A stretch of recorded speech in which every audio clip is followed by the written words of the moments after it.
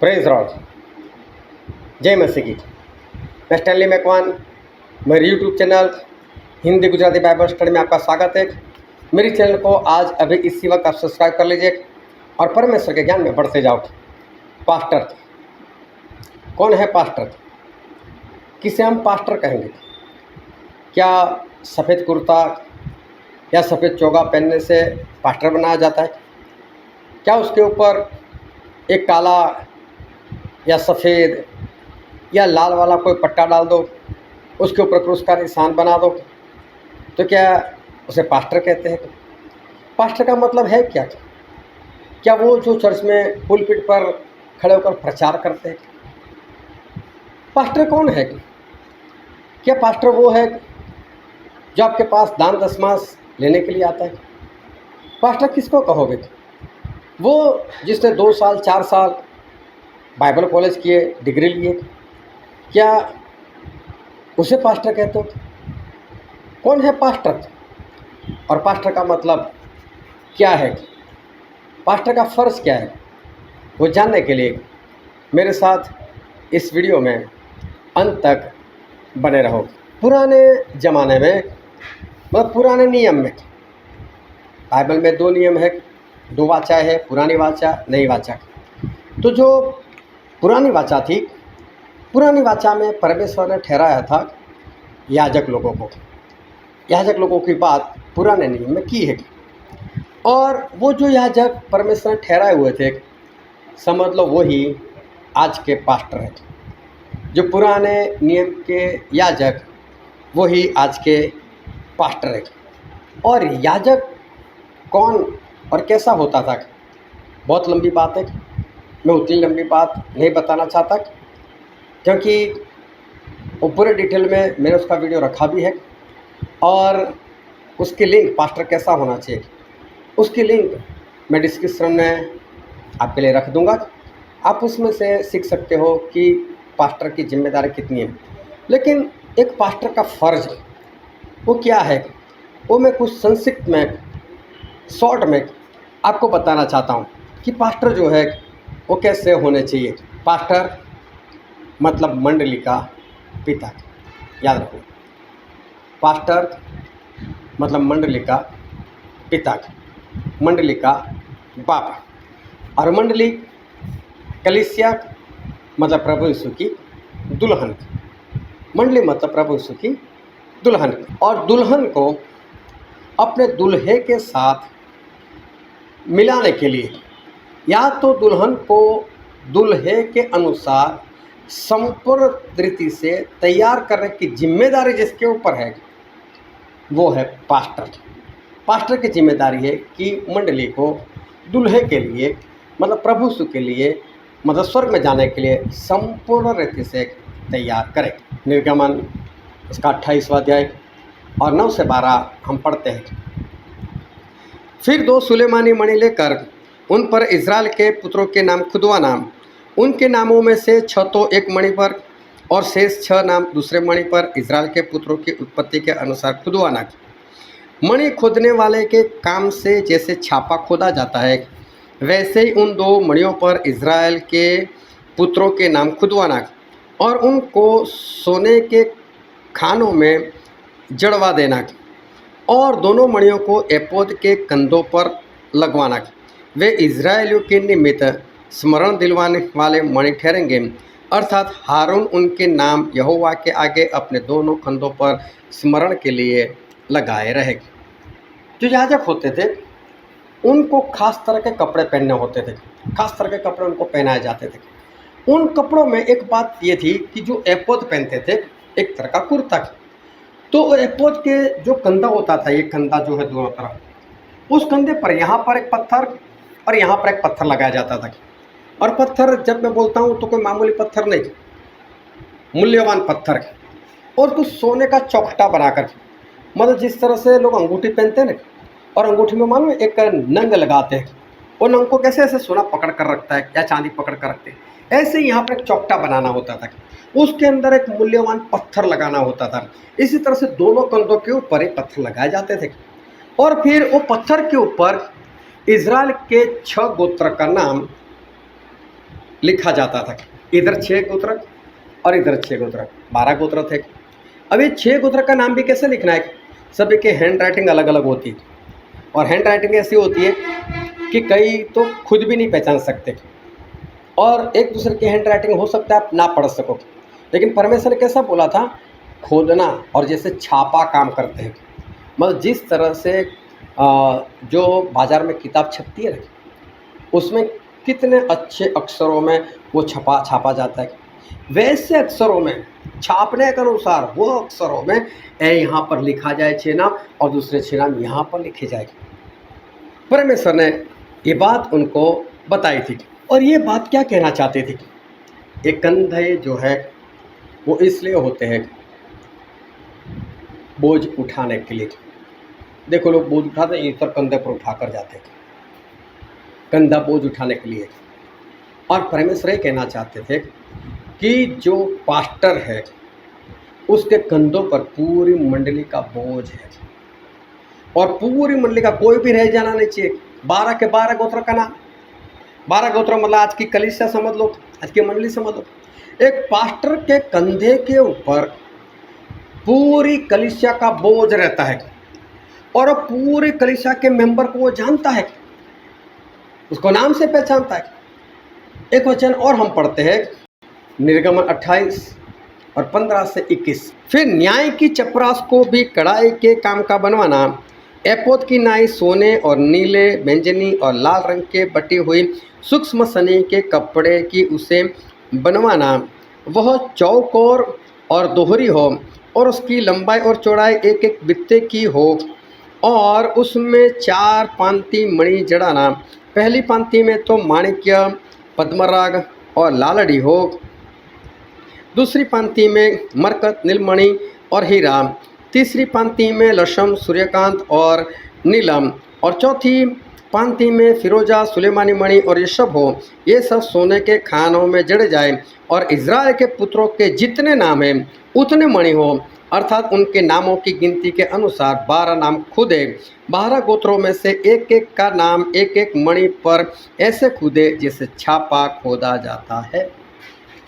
देखो, जो याजक होता है उस याजक के यहाँ इस छाती के ऊपर एक बित्ता, मतलब इस तरह से नापा जाता था, ऊपर साइड में और ऐसे नीचे भी इतना बड़ा एक चौकटा बनाना होता था, और उसमें भी जिस तरह से कंधे पर सोने का चौकटा होता था उसमें एक मणि जड़ दिया जाता था, उसी तरह से यहाँ पर 12 चौखटे, और सभी में एक एक अलग अलग मणि, और मणियों का नाम भी मैंने पढ़कर बताया। वो सारे एक एक कर कर उसकी 4 लाइन बनाई जाए, 3 3 3 3, मतलब 12 गोत्र के 12 मणि। फिर उसके ऊपर सभी गोत्र का नाम एक पत्थर पर, एक मणि पर एक नाम। अभी ये क्यों इस तरह से लिखा जाए, और ये भी हाथों से नहीं लिखना है, अच्छे से जिस तरह से किताब छपते हैं उसमें कितने सुंदर सभी को पता चली जाता है क्या लिखा है, वैसे सुंदर अक्षरों में वो लिखा जाए। तो यहाँ पर क्यों, जब यहाँ पर तो था, तो यहाँ पर परमेश्वर ने क्यों लिखा है? ये 2 जगह बोझ उठाने के लिए थी, और ये जगह जो है यहाँ पर दिल रहता है। मतलब परमेश्वर ये कहना चाहते हैं कि पास्टर वो है जो सारी मंडली को प्रेम करता है, एक समान प्रेम करता है, सभी को एक मणि के समान प्रेम करता है। अगर उसको पास्टर को मणि मिल जाए तो कितना खुश हो जाएगा। मणि को कैसे संभाल कर रखे, वैसे ही मंडली के एक एक सदस्य को संभाल कर रखेगा, उसको उतना ही प्रेम करेगा, सभी को एक समान प्रेम करेगा। उसमें ना कोई गरीब है ना कोई धनवान है, चाहे कोई कैसा भी हो, कोई बोना हो, कोई लंबा हो, कोई मोटा हो, कोई पतला हो, जैसा भी, लेकिन पास्टर उन सभी से एक समान प्रेम करेंगे, क्योंकि पास्टर वो कलीसिया का बाप है, और कलीसिया के सारे सदस्य उनके पुत्र और पुत्रियां हैं, और कलीसिया प्रभु की दुल्हन है, और पास्टर को इस दुल्हन को अपने दूल्हे के लिए संपूर्ण रीति से तैयार करना है। ये बात बताता है कि पास्टर को कलीसिया के सारे मेंबर को नाम से जानता होना चाहिए। एक बाप, चाहे उसके 2 बेटे हो या 4 बेटे हो या 8 बेटे हो, सभी का नाम मुंह जमन रहता है कि नहीं, सभी को जानता है कि नहीं? इसी तरह से पास्टर को सभी मेंबरों के नाम अपने मुंह जबान होने चाहिए, सभी को याद करने वाला पास्टर होना चाहिए, सभी के ऊपर एक समान प्रेम और सभी की समस्या को जानने वाला वो पास्टर होता है। फिर एक वचन मैं और पढ़ता हूँ जो है निर्गमन उसका अध्याय 30 और 7 और 8 वचन। और उसी वेदी पर हारून सुगंधित धूप जलाया करे, प्रतिदिन भोर को जब वह दीपक को ठीक करे तब वह धूप जलाए। परमेश्वर ने याजक को एक काम और दिया था कि हर रोज़ वो धूप जलाए। और क्या लिखा है? सुगंधित धूप। धूप में से खुशबू आनी चाहिए, धुएं में से खुशबू आनी चाहिए, ऐसा धूप उसको जलाना है। और कैसा लिखा है? भोर को जब दीपक को ठीक करे, मतलब सुबह, तब वह धूप को जलाए। परमेश्वर ने ऐसा क्यों कहा था? तो इसका कारण है। एक वचन और पढ़ते हैं जो प्रकाशित वाक्य उसका 5वां अध्याय और वचन 8। और जब उसने पुस्तक ले ली तो वे चारों प्राणी और 2400 प्राचीन उस मेमने के सामने गिर पड़े, और हर एक के हाथ में वीणा और धूप से भरे हुए सोने के कटोरे थे। ये तो पवित्र लोगों की प्रार्थनाएं हैं। यहाँ पर लिखा है वो धूप क्या है? वो सुगंधित धूप क्या है? वो तो प्रार्थना है। मतलब याजक के हाथ में जो धूप था वो प्रार्थना बताता है। याजक मतलब पास्टर को पूरी मंडली के लिए हर रोज़ सुबह प्रार्थना करनी है। प्रार्थना ऐसे वैसे नहीं करनी, हर एक को नाम याद कर कर, कंधे पर उनके नाम है मतलब पूरे बोझ से प्रार्थना करनी, दिल पर उनके नाम लिखे मतलब पूरे प्रेम से उनके लिए प्रार्थना करनी। उनकी सारी विनती, उनकी प्रेयर रिक्वेस्ट, इनको मुंह जबान होनी चाहिए पास्टर को। पास्टर वो है जिसको पूरी मंडली में किसी को भी जो भी समस्या है वो जानते हैं। किसी को नौकरी की ज़रूरत है, किसी को बच्चे की ज़रूरत, जो भी है वो पास्टर जानता है। और पास्टर उसके लिए पूरे बोझ से और पूरे प्रेम से उसको प्रार्थना करनी। सुगंधित धूप के समान, धूप जो होता है वो हवा से हल्का होता है और ऊपर चलाई जाता है। पास्टर की प्रार्थना ऐसी होनी चाहिए सुगंधित धूप के समान कि परमेश्वर को पसंद आनी चाहिए, उसकी खुशबू आनी चाहिए परमेश्वर को, और परमेश्वर के पास वो प्रार्थना पहुंचनी चाहिए ताकि परमेश्वर ऊपर से आशीष भेजे। एक पास्टर को मैंने देखा था, वो क्या करते थे, अपने चेलों को बोलते थे ले एक नोटबुक पकड़ और पूरी कलीसिया की जो भी प्रेयर रिक्वेस्ट है इसमें लिख दो। पास्टर खुद देखने पे नहीं जाते थे कि किसकी क्या प्रेयर रिक्वेस्ट है। और फिर जब प्रार्थना के लिए बैठते थे तो क्या करते थे पास्टर, वो कॉपी को अपने हाथ में लेते थे, उसके ऊपर ऐसे हाथ रखते थे, परमेश्वर इसमें जो जो विनती लिखी उसके अनुसार काम कर दो, आमीन, बात खत्म। ऐसी प्रार्थना नहीं करनी है।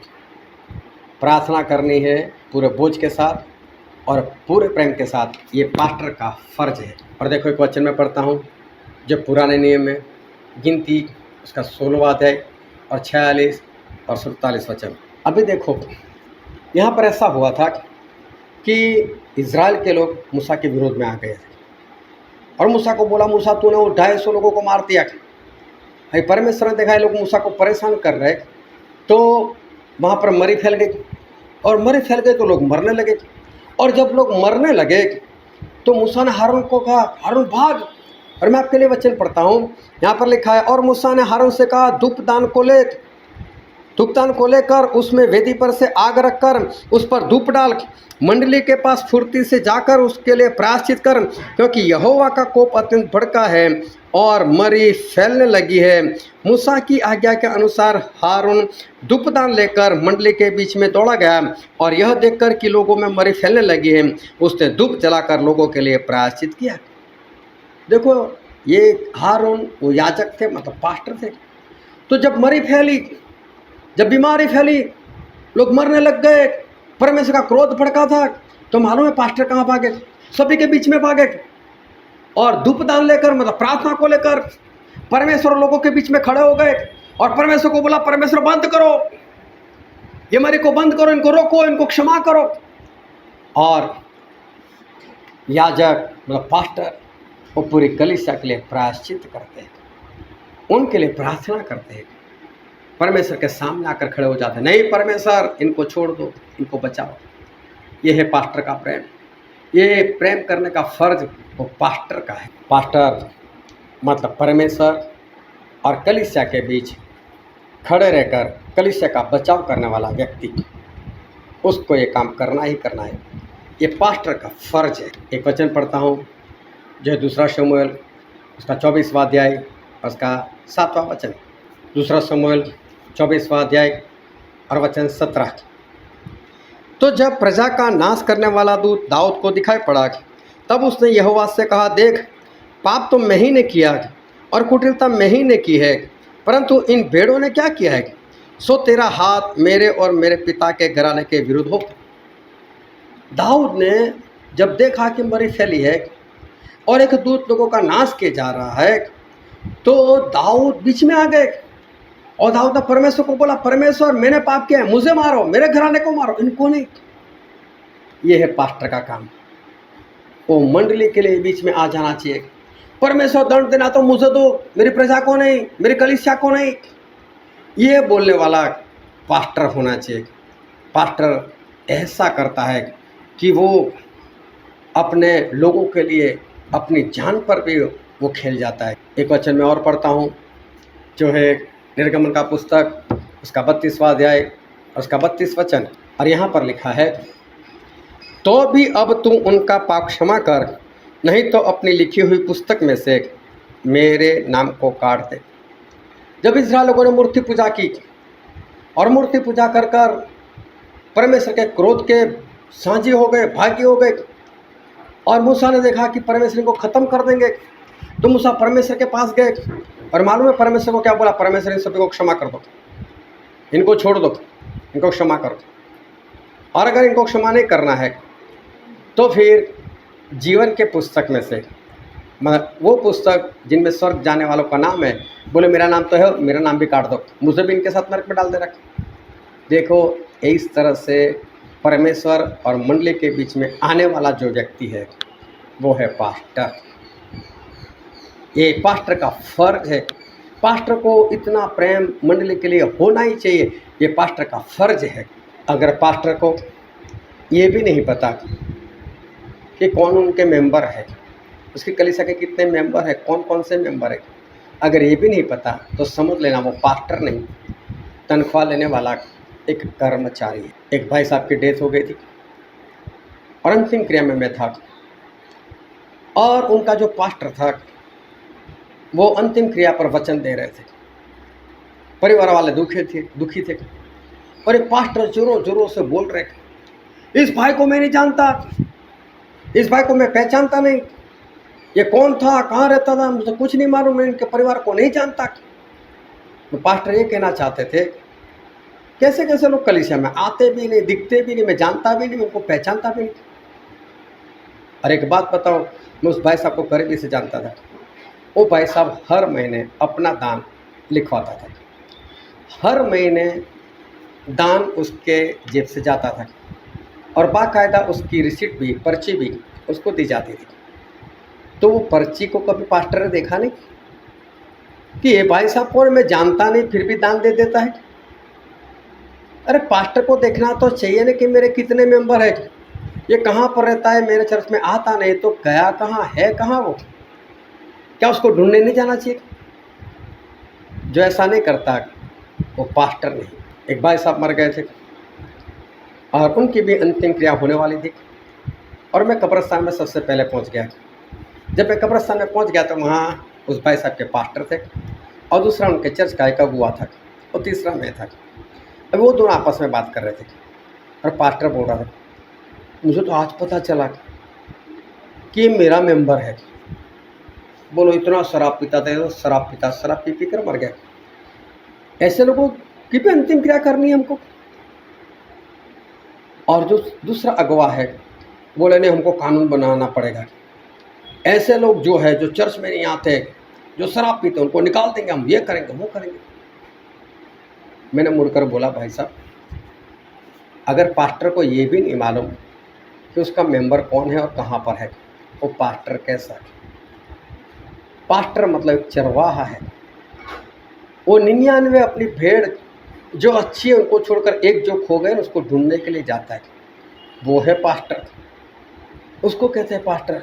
लेकिन जो अपनी भेड़ को देखने के लिए भी नहीं जाता, मिलने के लिए भी नहीं जाता, तो समझ लो वो पास्टर नहीं है। जिस तरह से एक चरवाहे को अपनी भेड़ के बारे में ज्ञान होता है, उसी तरह से पास्टर को भी अपनी कलीसिया के बारे में ज्ञान होना चाहिए। अगर नहीं है तो समझ लो वो पास्टर भी नहीं है। मैंने ज़्यादातर देखा है, मैं तो कोई पास्टर हूँ नहीं, लेकिन मैंने ज़्यादातर देखा है ना, मैंने कभी कोई बाइबल कॉलेज की है, लेकिन परमेश्वर हमारा इस्तेमाल करते हैं। और मैं कई लोगों को मिलता हूँ और मालूम है मेरा काम क्यों चलता है। मेरा काम इसलिए चलता है क्योंकि पास्टर सही तरह से नहीं करते। अगर दुनिया के सारे पास्टर सही रीति से अपनी कलीसिया की देखभाल करते होते ना, तो मेरे जैसों की कोई ज़रूरत थी ही नहीं, मेरे जैसे लोग उठते ही नहीं थे। लेकिन वो लोग देखभाल नहीं करते, इसलिए लोग मेरे जैसे लोगों को बुला लेते हैं। पास्टर मतलब मंडली कलीसिया का पिता, और पिता हमेशा एक ही होता है। और मालूम है आजकल कैसा चलता है, 2 साल के बाद, 3 साल के बाद, ज़्यादा से ज़्यादा 5 साल के बाद पास्टर की ट्रांसफ़र हो जाती है, उसको दूसरी कलीसिया दी जाती है। पास्टर मतलब बाप। क्या कभी देखा बाप की ट्रांसफ़र हो जाती है? क्या कभी किसी पत्नी ने ऐसा किया, बेटा अब तेरा बाप मैं बदल दूंगी, अब इसकी ट्रांसफ़र, अब दूसरा बाप आएगा? क्या ऐसा होता है कभी? ऐसा कभी नहीं होता है। लेकिन ये किस में होता है मालूम? जो पास्टर नहीं है लेकिन तनख्वाह लेने वाला कर्मचारी है, ये उनके जीवन में ऐसा होता है कि उनकी ट्रांसफ़र हो जाती है। और आजकल तो एक नया फैशन चला है, एक पास्टर और दूसरा असिस्टेंट पास्टर, मतलब छोटा पास्टर उससे। क्या कभी देखा कि ये मेन बाप और ये छोटे वाला बाप या असिस्टेंट बाप, ऐसा कभी देखा? ये सही में पास्टर नहीं है, ये है तनख्वाह लेने वाले कर्मचारी। जैसा मैंने बाइबल से बताया, याजक मतलब पास्टर, पास्टर के कंधों पर कलीसिया की जिम्मेदारी होती है। पास्टर के हृदय में सारे कलीसिया के नाम मौजूद होते हैं, वो सब इसे एक समान प्रेम करता है। और अगर ऐसा पास्टर नहीं है, या आप जिसे पास्टर मानते हो, या आप जिस कलीसिया के मेंबर हो वहाँ का पास्टर ऐसा नहीं है, तो समझ लेना वो पास्टर नहीं है। आप डरना मत, ऐसा मत समझ है परमेश्वर का अभिषिक्त है, वो अभिषिक्त नहीं है, वो कर्मचारी है।